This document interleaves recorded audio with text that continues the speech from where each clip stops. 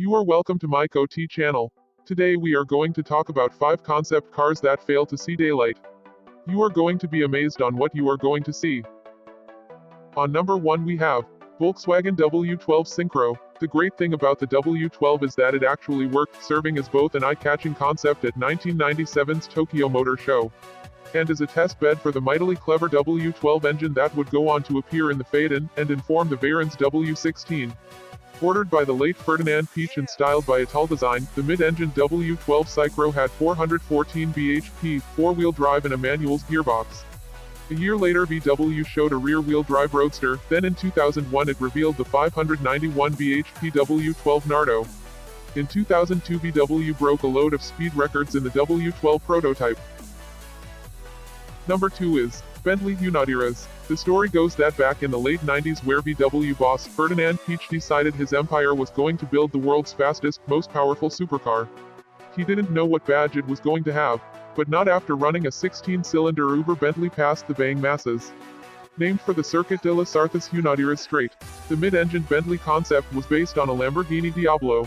VW had already acquired Bentley, Bugatti and Lambo in 1998. Its NAD-ASP 8.0-liter W16 was apparently good for 623 bhp, 561 pounds-ft and some 217 miles per hour, deeply impressive numbers for the 90s. It even had a 5-speed manual gearbox. Would you have rather had this instead of the Veyron? Write your answers in the comments section. Number 3 we have Audi Avis Quattro. Can you believe this thing debuted in 1991? Inspired by auto union racers of the 30s. The Avis demonstrated Audi's fascination with aluminium. It was based on an aluminium space frame chassis and had hand-beaten, unpainted, though polished, aluminium body panels that were just 1.5 millimeters thick. See, the Avis was VW Group's way of introducing its new W12 engine to the world. Only none were ready, so Audi built a mock-up out of wood and plastic, painted it to look like the real thing and stuck it in its show car. A working W12 wouldn't been shown in public until the VW W12 Synchro of '97.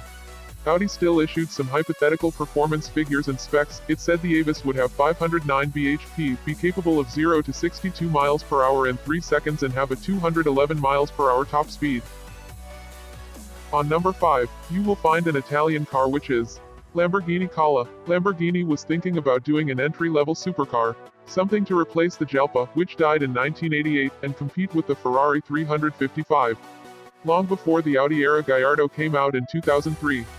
The Kala was completely functional when it made its debut at the 1995 Geneva Motor Show, with a 395 bhp V10. Yes, it even had a V10. Talk about foreshadowing. Powering the rear wheels via a 6-speed manual gearbox. Styled by Italdesign Giugiaro, apparently the Kala was destined for production, but when VW bought Lambo from Megatech in 1998 it shelved the project and began work on the Gallardo instead.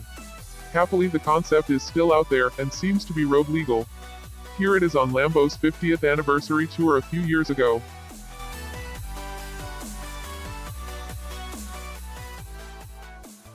Our last pick for this video is Ford GT90. Back in the 90s Ford owned Jaguar, so it's not at all surprising one of the Blue Oval's most famous concepts of the era. Built in a rush ahead of the 1995 Detroit Motor Show, it borrowed bits of XJ220. The GT90's 5-speed manual gearbox and double wishbone suspension came from the Jag, and it was based on a lengthened version of that car's aluminium monocoque chassis. But rather than the 220's turbocharged V6, Ford deployed an almighty quad-turbo 6.0-liter V12 developing an alleged 720 bhp. The Blue Oval estimated 0 to 60 miles per hour in 3 seconds flat, and a top speed somewhere north of 230 miles per hour. Its body panels were carbon fiber, it had a laminated glass dome to cover the occupants rather than a conventional roof, and a spoiler that would raise at high speed. Something the concept would never reach. The GT90 was also the first time we saw the new edge design philosophy that would inform the styling of Ford's road cars in the late 90s and early 90s. Please subscribe to get more.